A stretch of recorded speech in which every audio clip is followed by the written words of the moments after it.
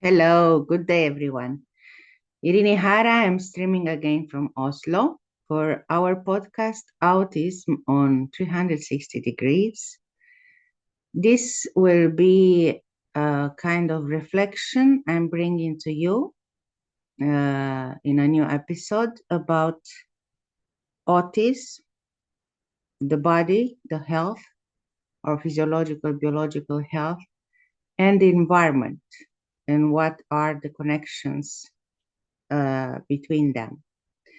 And I recently purchased this book, Gotham Psychology Syndrome, Natural Treatment for Autism, Dyspraxia, ADD, Dyslexia, ADHD, Depression, Schizophrenia. And the author is this Dr. Natasha Campbell McBride. She specialized in neurology and nutrition. And she is a parent of a child fully recovered from a severe learning disability. And she was able to create a system of support and treatment because she believes that the link between physical and mental health, the food and drink that we take, and the condition of our digestive system is absolute. And the results of her work have supported her position on the subject. And my plan is to read you a little bit of the beginning of this book that I started to read, because it contains a lot of information and insights about what is this connection, autism, physical health, digestion, brain, environment.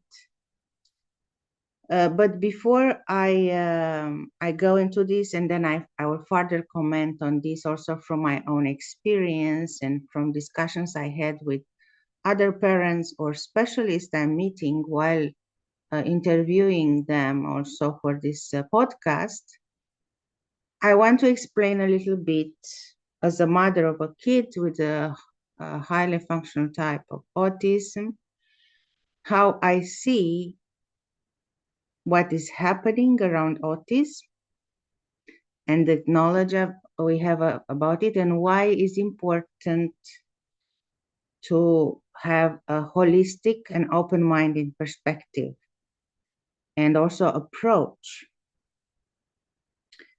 And I know that the medical world and also the parenting world nowadays, it's somehow divided in between somehow conflicted opinions. When I started to look better and to investigate, because I'm a researcher also by profession, and when I find a difficulty that is related with myself or my son, I also try to resolve it as much as I can. So when I started to investigate into this few years ago, I first started to look into therapies that were mainly addressing the family system, like family constellation, sometimes combined with art therapy, and trauma therapy. And it's been really eye-opening for me how much connection there is between the child or the person that would experience difficulties or challenges because of the diagnosis that gets, and the parent or the family environment. And being a single parent too, I had a double challenge because I had to secure an income while doing this research, while working on myself, while proposing and testing methods and forms of therapies also for my son. And it is challenging, both economically, psychologically, energetically, and so on. And when I started to investigate, as I said, I understood that the world is divided, especially when you start to dive in and to dig into the neurodivergent, and the terminology is very much divided between people who think that autism is for life, is like a diagnosis that will never change, and people who think and experience this, that autism signs and challenges or manifestations can be recovered, if not fully, at least partially. And I myself, I am part of the second category, but I am curious and I'm very open to explore and understand and dialogue with the first category of people too. Because ultimately, what I was feeling and also start to understand more and more, I explore this and I find new pathways and methods. It is a matter of time until what 20 years ago seemed impossible, it will become also filled with possibilities. And I hope that this can bring hope and strength to those that for many years struggled to actually find a solution for their own challenge. And I will probably create another episode about another topic that I was confronting myself lately when discussing with neurodivergent people, because it seems like quite mainstream and overly accepted that neurodivergence or autism is like a kind of identity, something that, and many people want to assess this and affirm it also with pride, that like being different in the way the brain works and that they are born like that and blah, blah, blah. It's something to be proud, even if it's extremely difficult sometimes. And what I will challenge those people thinking like that is to think about the fact that we are human beings and we have an immense potential. But in reality, we know ourselves very little. And I say this from the perspective of a trauma therapist that know how much is hidden in our body and subconscious. And when we start to reveal that hidden, we start to understand that actually we knew ourselves very little and that it's so much to uncover. And that is valid also for neurodivergent or neurotypical people. We are all the same. What makes us different is the way we approach ourselves and how much we know ourselves and how much we know that we actually have an immense potential and knowing what to do with it most of the times. And after this introduction, I got back to the book, Gut and Psychology Syndrome, and I will read a little bit. It's an open letter that the author, Natasha Campbell McBride, a doctor and specialized in neurology and nutrition, who helps so many families, addresses to the parents of children with autism. And she says, not many people would choose to become parents of an autistic child. Yes, it is happening to more and more of us in the modern world. There is an unmistakable epidemic of autism going on across the globe.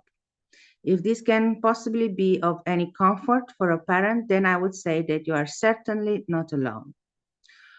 Autism used to be a rare disorder, so that the majority of doctors never saw it in their practice, and most people have never heard of it.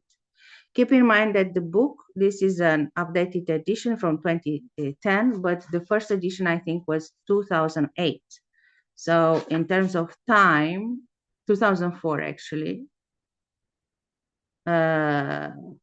So 6 years of difference between the updated edition and the first one, and for us it's 20 years ago it's been written.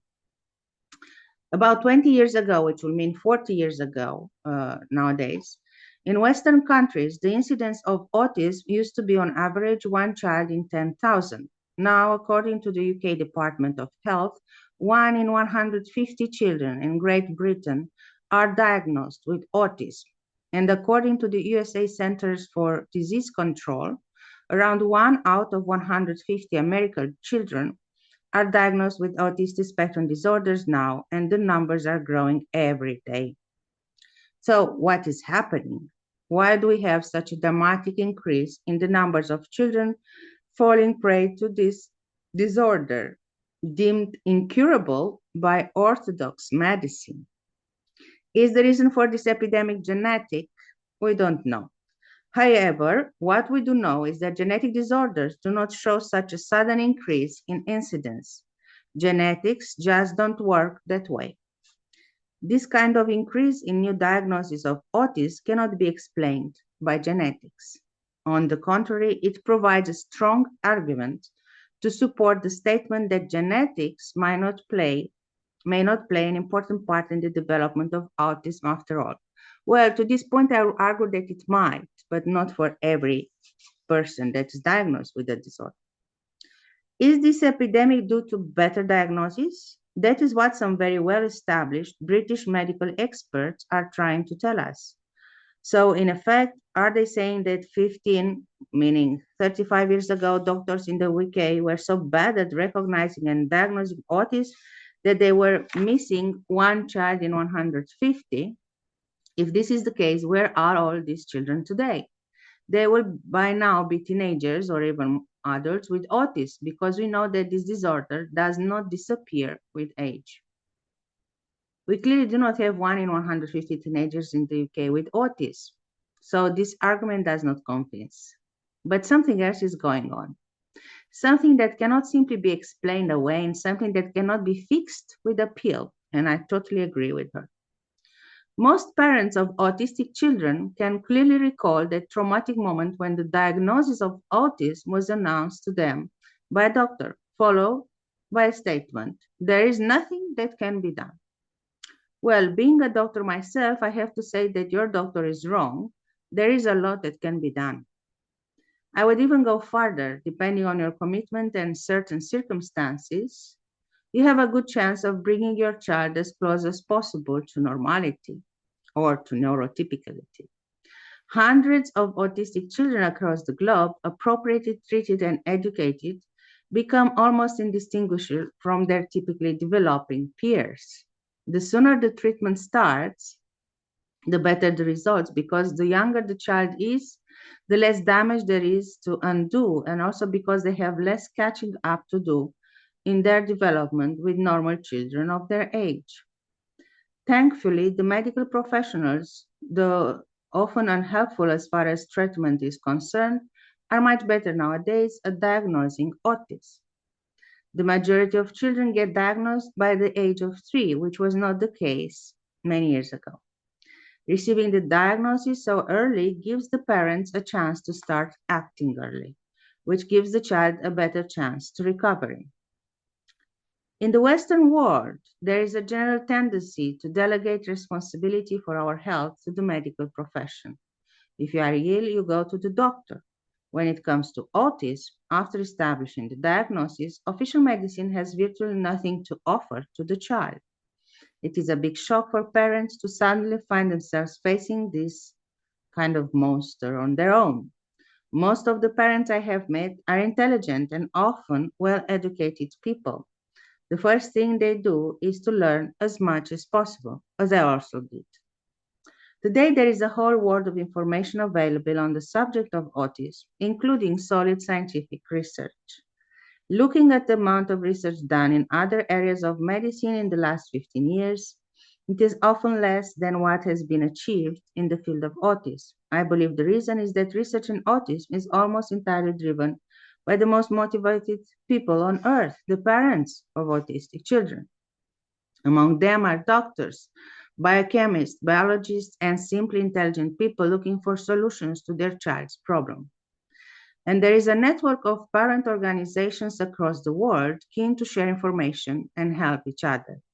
I know a lot of parents who would spend hours on the phone to comfort and help another parent in the same situation.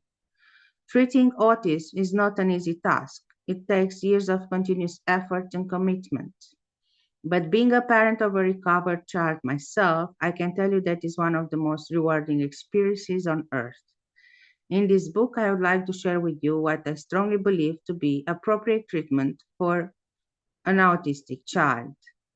Information on nutrition is not included in the curriculum of Western medical schools, and consequently, doctors have very little idea about the value of nutrition in the treatment disease. Yet, appropriate nutrition is a cornerstone of any successful treatment for any chronic disease. And autism and other learning disabilities are no exception. And there are many popular misconceptions in this area which have been clarified. But today we have knowledge and we keep learning. We keep learning, and we also keep recovering. And I will conclude here my reading. The book is big. I just started to read it now, and I invite you to purchase it because you will find a lot of useful information. And I have also to say that in different countries, there are already specialists that speaks about holistic or integrative approaches. I already find one in Romania. I know there are several in USA, and there might be also in other countries that we don't know. While other countries like Norway, there is a complete deficit, although there are many people starting to speak about these holistic approaches, but I couldn't find yet anyone. So I decided that I might become the one who tries to bring together all these perspectives and find solutions. And this is one of the purposes of this podcast. Now, getting back to the topic I established today for this episode, autism, physical or physiological health, and environment, I would like to pinpoint only a few aspects. So as this doctor says in her book, and as many other specialists, I actually went also on YouTube to look into other podcasts and contents that are displayed.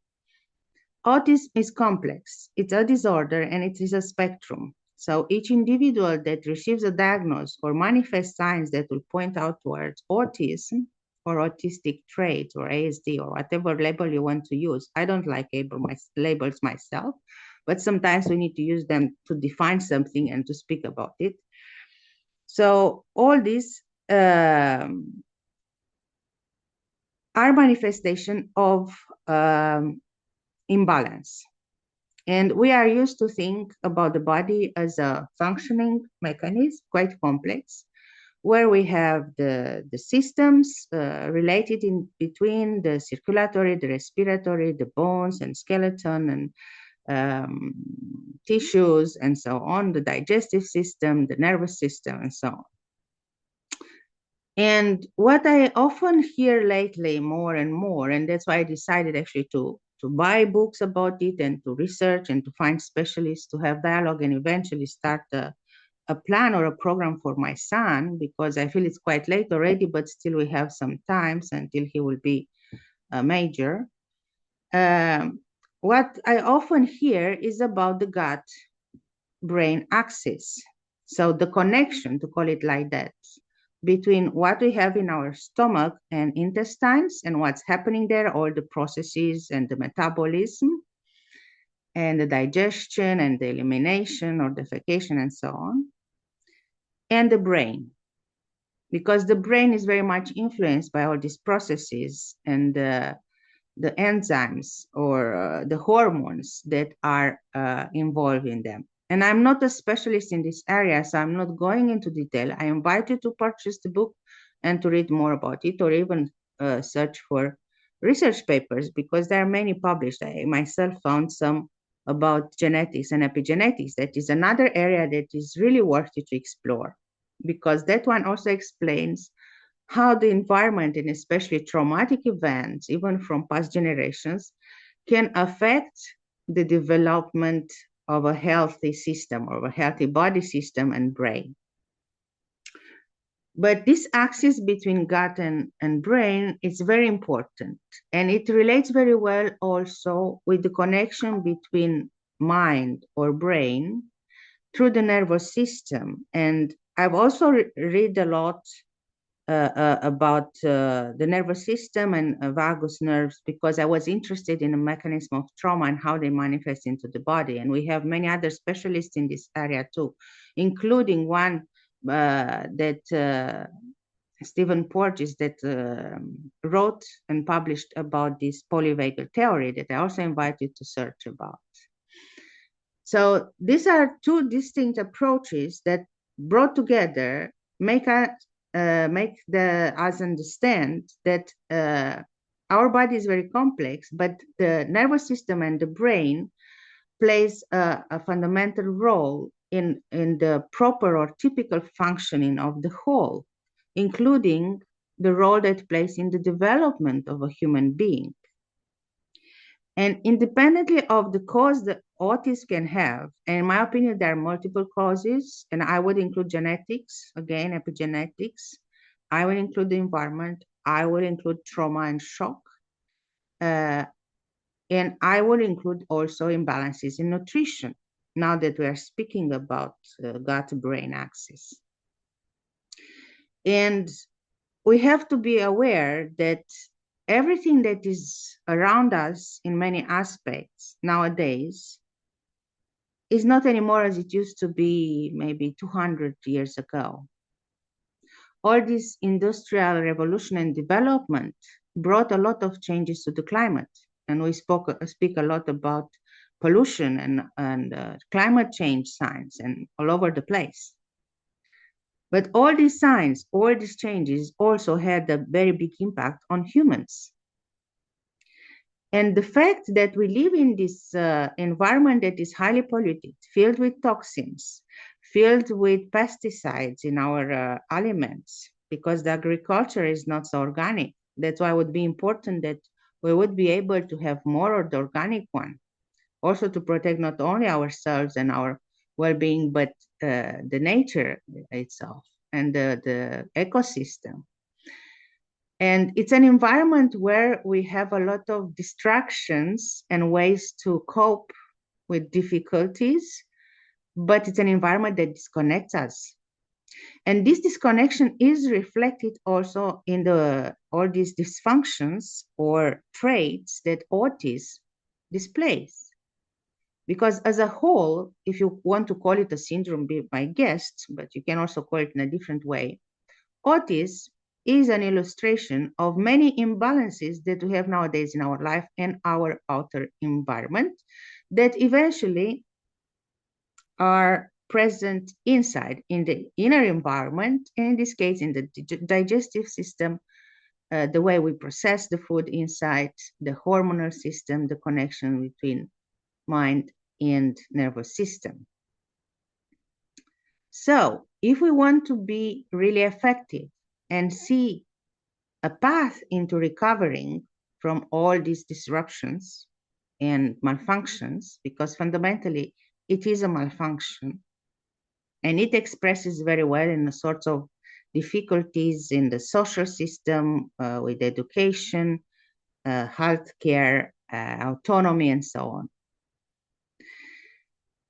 So if we want to be clear and have a clear mind and create our own way of solving all these dysfunctions, then we have to go in that direction where we see the syndrome as an expression of something that has to be dealt holistically or in an integrative way. And that means we have to connect with those specialists and knowledge and find solutions, find, let's say, recipes for a better food, for detoxifying the organism, for creating a healthy microbiome that will help and support the brain functioning, for getting out of the immobilizations that in many people with autism we can notice, because it also comes a lot from traumatic events they experience that can have a higher incidence and long-term effects on the body. To get out of this immobilization or freeze, so the system starts to work properly and connect properly with the brain and brings the messages to the brain. So back we get a functioning that is normal, that is allowing a social life, that is allowing proper neurosensorial functions and so on. And it's about nutrition, it's about the environment, but it's also about the psychological environment we create. Because I think none of these programs that are suggested nowadays would be really effective if they would not incorporate a part where we also work therapeutically, especially on the traumatized background that many of the kids, but also parents, might bring.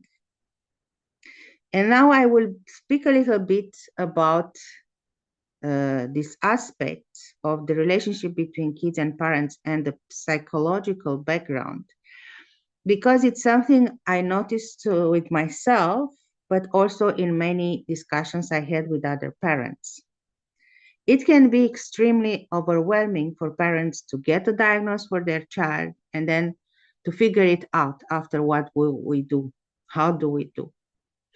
And lately, as I am in also many groups that speak about neurodivergence, autism, ADHD, Asperger, or whatever, I read, and sometimes I give advice. Sometimes I have to stop myself because I'm just one human and I'm not limitless in certain ways.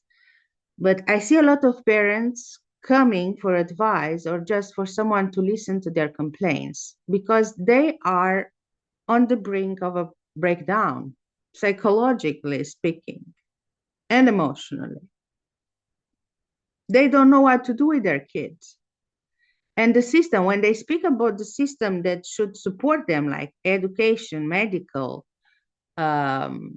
even juridical to a certain extent, if there is any situation where there is violence or very aggressive behaviors, because many kids or even teenagers can display this when, for example, puberty starts to happen. I saw it with my son. Many of these systems are important. They don't support. Actually, sometimes they abuse the parents. And these parents are really feeling overwhelmed. And I can relate to this. I have a lot of empathy and understanding and compassion because I've been there too. I felt overwhelmed in many situations with my kids. But then I thought to myself, there has to be a way. There has to be something I can find that can help my kid. And I started to search and test, and there are ways. And it also feels a little bit like I'm at the beginning of a road because maybe I could have started before, but my son was only diagnosed at 5 because of a series of circumstances in our life as we moved in between countries, and was not easy to understand what was happening with him. Always he had some traits into the spectrum. And I was also very much disconnected from myself and because of past trauma and not always emotionally available. And until I got to reconnect and to find my ground and to be able now to say, now I will start to find the real solutions, it took a while, as I'm also a single provider and I need to work to provide, right? So let's say that all these challenges I had as a parent motivated me to actually find solutions and be solution oriented. And I never gave up. And I know that sometimes it took more time to get to a certain solution or a program, but it's still, I'm telling myself, this is what you could do. Because respect to other situations where the family has both parents that are actively seeking and testing, you are on your own. But nevertheless, I want you to understand and to motivate you to understand that you are never alone, but you have to trust your gut feeling. You have to trust your intuition and never give up. Search for support, search for modalities, search for specialists, and read. And of course, it will happen at a certain point, as it happened to me, that I said, oh, I read enough. Now I have a whole bunch of knowledge about many things. Now I really need to do something. And when I really decided now it's time to really do, I cannot lose more time, more options, more methods, more specialists started to appear. So this is also about saying that we create our own reality. We just have to trust ourselves and to ask, to question, to never give up. And as I was speaking about the environment and how important it is in the family to actually have a good environment and good understanding and a good emotional openness towards the kid and its needs. One of the tools and methods that I actually nowadays I'm practicing as a certified therapist that really helped me and my son immensely was constellation and trauma therapy. They are actually related because the trauma therapy method I'm applying and I'm using for myself, for my son, for other people is this IOPT method funded by Franz Rupert. But let's say that the whole method and theory that he created a little bit more than 30 years ago, it stems from the principles of family constellation or STEM constellation that Bert Hellinger created in the 80s or 90s. And it's been a long road. It's already, so it's since 2018, I think it's 7 years already, of a lot of therapy hours, of testing, also other methods. I also went to somatic therapy. I explored also workshops around the body, the nervous system, functioning, the self-regulation. But in this path, what was the most important and impactful aspect was the fact that I started to understand myself on a very deep level. I started to know myself better. I rebuilt my own trauma biography. I could understand how this relates also with what happened in other generations from my own lineage. And I start to open my eyes towards how this can also impact my son and the spectrum in which he finds himself nowadays. Because there is always a connection, even if it is invisible. The connection is always there. And pretending that it doesn't exist because we don't see it, it's not an excuse. It actually has to be driving force to motivate you to find those hidden aspects or dynamics that you have in your life, in your family, to unveil them and then to heal all that is in imbalance, that is disrupted. Because I have this strong feeling, it's more than just a feeling, but I would call it a feeling, an intuition, that autism is something that stems from hidden, unprocessed, unresolved trauma. And for different many entanglements that also can happen in the family system. And to it adds all what I'm speaking about, bad nutrition, bad environment or poisoned environment, exposure to violence or to indifference, because indifference can be very dangerous, especially for those who have special needs and have special requirements for their own development. And the society and the systems that govern us nowadays, they often do not provide safety or solutions. They just provide this mindset that the author of the book I read from before says, there is nothing to be done. Don't bother, the state will take care of it. But often the state or those who are supposed to help us, they will abuse us more than just helping. Because of ignorance, because of their own unprocessed traumas and wounds. And unfortunately, in the society, in the world we live nowadays, and we can see what's happening around, it's all a big chaos. If we really want to keep sane, safe, and progress on our path, even in recovering from autism, our own children, we have first to find ourselves and our own stability. And that means work with us on a holistic way, but first on our traumas, on the hidden dynamics that govern our lives, trauma biography, work on ourselves to improve our knowledge about health, gut health, nervous system, regulation and self-regulation. That helped me tremendously. I would not be nowadays in this position to share with you these thoughts and to bring to you guests to speak about their own experience if I wouldn't have done this work. 7 years of very deep work, a lot of work, I can tell you. I prefer to invest money in this recovery path first for myself and then for my son, then actually doing other sorts of things that most of normal families will do or afford. So I'm just inviting you to reflect on this.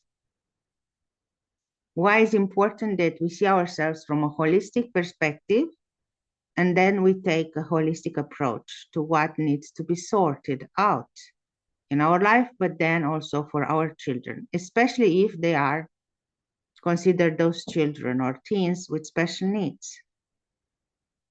Because nothing is impossible. We just need to trust and work and create space for the recovery to happen.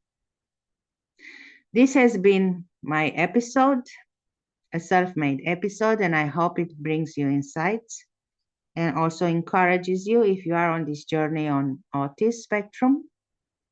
You can consider a disorder or not, but the evidence is in the front of us. It is increasing. More and more children will be born and will display all these traits on the spectrum. But there is hope because the science, the research is also advancing. Thank you again for watching. Don't forget to subscribe to the channel and please follow future contents. And if you are a parent or a specialist and you found this video, connect with me. I'm searching for new stories for the podcast Autism on 360 degrees. So we can actually cover with our testimonial this 360 degrees perspective. See you next, and thank you for now. Bye.